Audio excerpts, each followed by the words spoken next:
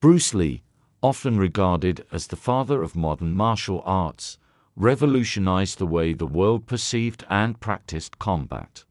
His philosophy of martial arts transcended the rigid boundaries of traditional styles, creating a dynamic and adaptive system that prioritized efficiency, practicality, and self-expression, breaking the chains of tradition. In the early 20th century, martial arts were heavily influenced by rigid traditions and cultural practices. Each style, whether it was Wing Chun, karate, or judo, was treated as a sacred discipline with fixed techniques and doctrines. Lee, however, saw these conventions as limiting. While deeply rooted in Wing Chun, his early training under Ip Man taught him the value of precision and adaptability.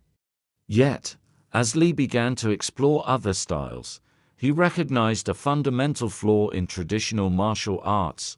They often emphasized form over function. Lee's dissatisfaction with these limitations gave birth to his philosophy, Jeet Kune Do. He famously described it as the art of fighting without fighting, emphasizing adaptability and efficiency rather than adherence to a single style.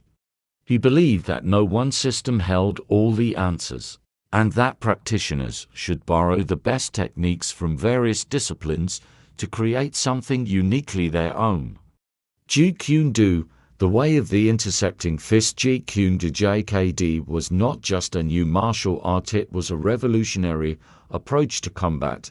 At its core, JKD was about fluidity and freedom. Lee advocated for the idea of using no way as way, having no limitation as limitation.